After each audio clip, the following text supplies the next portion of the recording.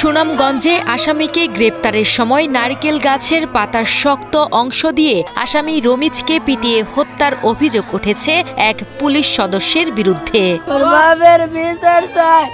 আর কিছু চাই না, আমার বাপ ছাড়া আর দুনিয়ার মানে কেউ আছেন না। আমার বাপ আমার এতিম বানায় দিয়ে গেছে। কে মারছে তোমার বাপরে? পুলিশে। বাবারা বাড়ি দিছে মানে গলায় মাছ ধরছে, বুকে ধরছে, মানে আন্দা দিয়ে মানে ধরছে, মানে লড়ার কোনো সিস্টেম নাই। মানে আরেক ঘর ছিল, ঘরের মধ্যে মানে টিনের মধ্যে ওয়ালের মধ্যে নিয়ে ধাক্কা দিছে, মানে পরে এখান থেকে সুইটে গিয়ে মানে কিছুক্ষণ দূরে যাইতেছে না, মানে নাকে মুখে রক্ত বাইতেছে। 16 এপ্রিল সন্ধ্যা 6:30টার দিকে উপজেলার উত্তর শ্রীপুর ইউনিয়নের বুরুঙ্গাছড়া এলাকায় ঘটে এই ঘটনা।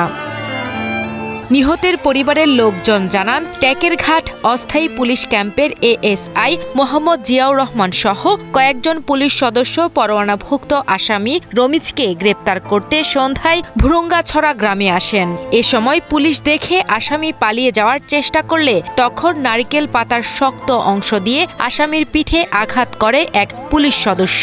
তখন নাক মুখ দিয়ে রক্ত বের হয়ে সাথে সাথে ঘটনাস্থলেই মৃত্যু হয় আসামি রমিজের। দুইজন পুলিশ, দুইজন, একজন হচ্ছে নীল গেঞ্জি কিন্তু না, আরেকজন হচ্ছে এমন সাদা গেঞ্জি, স্বাস্থ্য বুঝত। আমার দোকানের গ্যাসের দ্বারা দোকানদারি করে একটা চাইছিল, বাইরে গেলে পরে দোকানের পিছনে কাউলা কলি লাগতে পারে না, তাবা দিছে পরে না, তাস করে তাবা দিছে, পরে তাবার থেকে মারপিট করছে।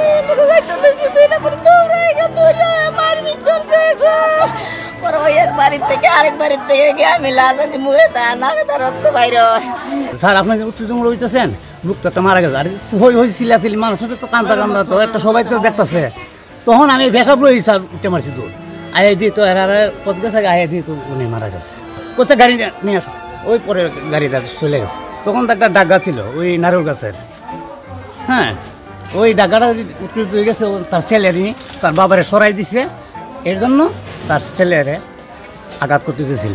তবে এই বিষয়ে সুনামগঞ্জের অতিরিক্ত পুলিশ সুপার রাজন কুমার দাস জানান, পুলিশের নির্যাতনে আসামির মৃত্যু হয়নি। এছাড়াও নির্যাতনের কোনো চিহ্ন শরীরে পাওয়া যায়নি।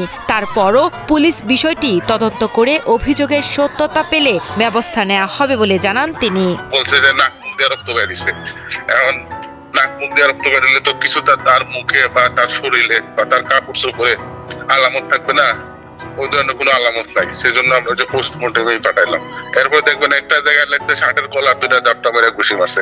ওই সময় সে পুরা ছিল সেন্ডো গেঞ্জি, শার্টের কলার দুইটা কেমনে ঘুষি মারবে। তদন্ত করতেছি, যদি কারো কোনো গাফিলতি থাকে অবশ্যই আমরা সেই অনুযায়ী ব্যবস্থা